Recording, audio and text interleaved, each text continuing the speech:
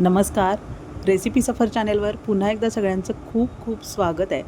या भागात आपण बघणार आहोत थोडीशी वेगळी मोती साबू खिचडी. हे मोती बनवणं ऑप्शनल असलं तरी खायला खूप छान मजेशीर लागतात, मऊसूत होतात. तर बघूया वेगळ्या पद्धतीची मोती साबू खिचडी. शेंगदाणे असे मंद गॅसवर व्यवस्थित भाजून घ्यायचे. गॅस जर तुम्ही मोठा केला तर वरची सालं फक्त करपतात, भाजली जातात आणि आतून शेंगदाणे कच्चे राहतात. आणि अशा शेंगदाण्याचे पदार्थ अजिबात खमंग लागत नाहीत. त्यासाठी वेळ देऊन मंद गॅसवर असे शेंगदाणे व्यवस्थित भाजून घ्यायचे. 2-3 मिनिटांनी असे पसरवून ठेवायचे आणि मग एकत्र करत करत हे व्यवस्थित भाजून घ्यायचे आहेत. साधारण 13 ते 14 मिनिटं आपल्याला हे शेंगदाणे अशा पद्धतीनं भाजून घ्यायचे आहेत. त्यामुळं अशा शेंगदाण्यांचं कूट जवळजवळ महिना दीड महिना छान टिकतं. त्याचा सुगंध येतो एक प्रकारचा. मग तुम्ही भाजीत हे यूज करू शकता किंवा मग खिचडी, शेंगदाण्याची आमटी असे विविध प्रकारसुद्धा करू शकता. शेंगदाण्याचे लाडू तर अतिशय सुंदर खमंग लागतात. पण त्यासाठी शेंगदाणे असे वेळ देऊन व्यवस्थित भाजून घेतले पाहिजेत. आतून ते व्यवस्थित खमंग भाजले गेले की मगच प्रत्येक पदार्थ आपल्याला छान सुंदर खमंग लागतो. बघा, आतून भाजले गेलेले आहेत, बदामी रंग दिसतोय आपल्याला आणि डाळी आपोआप सुटायला लागल्यात. अशा पद्धतीनं शेंगदाणे भाजून घ्या. आपल्याला ज्या प्रमाणात खिचडी बनवायची आहे त्या प्रमाणात शाबू भिजवायचे आहेत. रात्री भिजवतोय आपण. शाबूमध्ये पाणी घालून घ्यायचं आहे अंदाजे. आणि आता हे घातलेलं पाणी आपल्याला शाबू धुवून चोळून काढून टाकायचं आहे आणि दुसरं पाणी यामध्ये मिक्स करायचं आहे. त्यामुळं शाबू खिचडी मऊ आणि सुंदर मोकळी होते. पण आम्हाला थोडीशी मऊसर आणि लगदा खिचडी आवडते, त्याप्रमाणे मी पाणी थोडंसं जास्त यामध्ये ठेवणार आहे. पहिलं पाणी काढून टाकलं आहे, आता दुसरं पाणी टाकायचं आहे. शाबूच्या वर येईल अशा पद्धतीनं आपल्याला पाणी टाकायचं आहे. यापेक्षा कमी टाकलं तरी चालेल, म्हणजे खिचडी मऊ मोकळी होईल. मी थोडंसं जास्त घातलं आहे मुद्दामच. दुसऱ्या दिवशी बघतोय आपण पाणी शोषून घेतलं आहे साबूनी. बघा, अगदी छान फुलून फुगून वर आलेले आहेत. आदल्या दिवशी घातल्यामुळं पाणी छान शाबू फुलतात. आता शेंगदाण्याचं कूट बनवायचं आहे, त्यासाठी 2 मिरच्यांचे तुकडे घातलेले आहेत आणि असं भरडसर कूट करून घेतलं आहे. तुम्हाला बारीक आवडत असेल तर त्याप्रमाणे करून घ्या. मिरच्या त्यातच घातल्यामुळं साबू खिचडीला सगळीकडे मिरच्या लागतात आणि मस्त चव येते.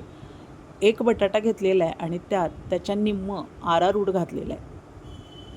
मोती बनवतोय आपण. चवीप्रमाणे मीठ टाकायचं आहे आणि काटा चमच्यानं आरारूट बटाट्यांमध्ये असं मिक्स करून घ्यायचं आहे. त्यामुळं बटाट्याच्या गुठळ्या मोडतात आणि व्यवस्थित मिश्रण तयार होतं. तुम्हाला ज्या प्रमाणात मोती बनवायचे आहेत त्या प्रमाणात तुम्ही बटाटे घ्या आणि त्याच्या निम्मं किंवा थोडंसं अजून कमी अशा पद्धतीनं आरारूट मिक्स करायचं आहे. आरारूटमुळं बटाट्याला बाइंडिंग येतं आणि तळताना गोळे अगदी लुसलुशीत मस्त मऊसर होतात आणि अतिशय खमंग लागतात. आता हे सगळं मिश्रण आपल्याला मळून घ्यायचं आहे. पाणी किंवा तेल असं काहीही न टाकता फक्त बटाटा आणि आरारूट आपल्याला एकत्र मळून घ्यायचं आहे. बघा, आता छान गोळा तयार झालेला आहे. आता याचे छोटेसे मोती बनवायचे आहेत. आपल्याला ज्या आकाराचे हवेत त्या आकाराचे छोटे छोटे मोती बनवून घ्यायचे आहेत. थोडंसं काहीतरी वेगळं म्हणून आपण हे बनवतो आहे. अर्थात हे ऑप्शनल आहे, पण ज्यांना उपवासाच्या पदार्थांचे स्नॅक्स सेंटर वगैरे सुरू करायचं असतं त्यांच्यासाठी हे असे काहीतरी वेगळे पदार्थ ठेवणं गरजेचं असतं की ज्यामुळं गर्दीचा केंद्रबिंदू बनेल. त्यासाठी आपण प्रयत्नपूर्वक ही मोती खिचडी इनोव्हेट केलेली आहे. तुम्हाला फक्त ही आमच्याच चॅनेलवर बघायला मिळेल. तर बघू शकताय तुम्ही, आता मोती आपले तयार आहेत. अशा पद्धतीनं मोती बनवा. हौसेनं असं एखाद्या वेळेस वेगळी खिचडी बनवायला काहीच हरकत नाही. सगळ्यांनाच खाताना आनंद होईल आणि दिसायलासुद्धा ते खूप सुंदर दिसतं. तर अशा पद्धतीची खिचडी तुम्ही एकदा नक्की ट्राय करा आणि नवरात्र स्पेशल बनवा. झालेले आहेत मोती बनवून. एका बटाट्याचे खूप सारे मोती बनलेले आहेत. तेल तापत ठेवले एका भांड्यात. ते मीडियम गरम झालं की सावकाश मोती त्यामध्ये टाकून घ्यायचे आहेत. तेल चांगलं तापू द्या म्हणजे गोळे चिकटणार नाहीत. आता बटाटा उकडलेलाच आहे त्यामुळं खूप जास्त वेळ तळण्याची काहीच गरज नाही आहे.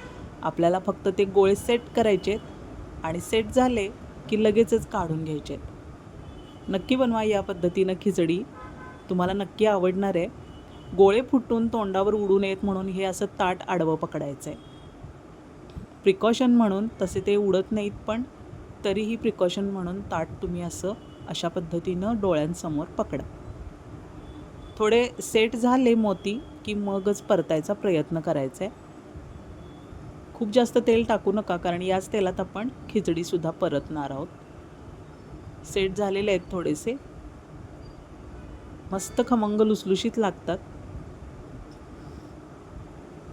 आमच्या चॅनेलवरच्या इतरही रेसिपी नक्की विजिट करा. खूप छान आहेत सगळ्याच रेसिपीज आणि त्या परफेक्ट रेशोमध्ये दिलेल्या आहेत. सगळ्यांना समजतील अशा पद्धतीने त्याचा रेशो आम्ही सादर केलेला आहे. तर नक्की विजिट करा आणि अशा पद्धतीनं रेसिपी बनवण्याचा प्रयत्नसुद्धा करा. मोती सेट झालेले आहेत आणि बघा सुट्टे सुद्धा होत आहेत ते. रेसिपी सफर चॅनेल अजून तुम्ही सबस्क्राईब केलं नसेल तर जरूर सबस्क्राईब करा, विजिट करा, शेअर करा, कमेंट करायला विसरू नका. रेसिपी बनवली का हे नक्की कमेंट करून सांगा. अशा पद्धतीनं मोती आपल्याला तळून घ्यायचे.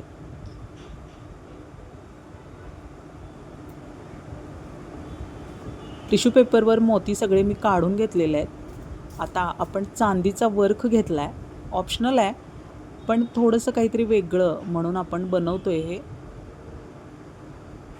चांदीचा वर्ख खूप जपून हाताळावा लागतो, तो एकत्र होत राहतो. जपून हे सगळे मोती आपल्याला लपेटून घ्यायचे चांदीच्या वर्खामध्ये. एक एक करून घालायचं आहे. पण बघा थोडासा बोटांचा स्पर्श झाल्याबरोबर वर्ख एकत्र होतोय आपला. तर जपून करा हे काम.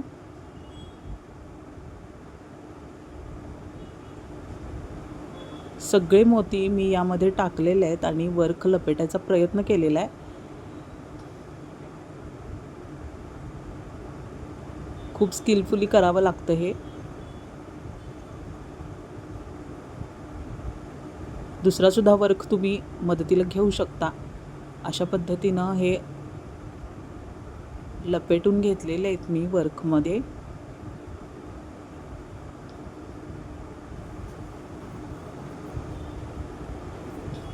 टेस्टला छान झालेले आहेत मोती.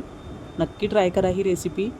आता भिजलेल्या शाबूमध्ये हे जे आपण शेंगदाण्याचं कूट बनवून घेतलं होतं ते मिक्स करून घ्यायचं आहे. शाबू छान फुलून आलेले आहेत. कूटसुद्धा छान झालं आहे आपलं भरड. रंग बघू शकताय तुम्ही, अगदी सुट्ट आणि छान दिसते.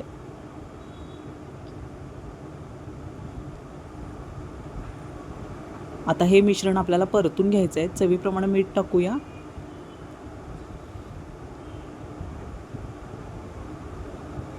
उपासाचं उपलब्ध असेल तुमच्याकडे तर ते टाकलं तरी चालणार आहे.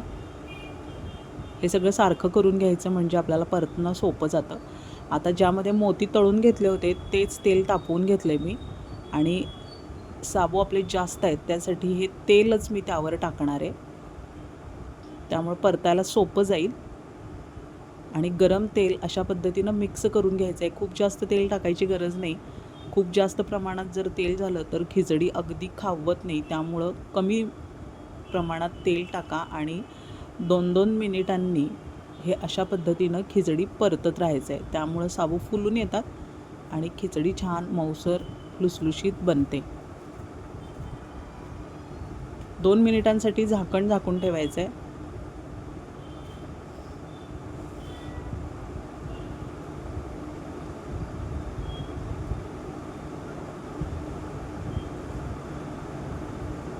फक्त 3 ते 4 मिनिटात खिचडी तयार होते.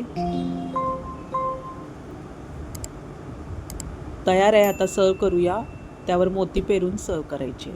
पुन्हा भेटूया पुढच्या भागात नवीन रेसिपीसह. धन्यवाद.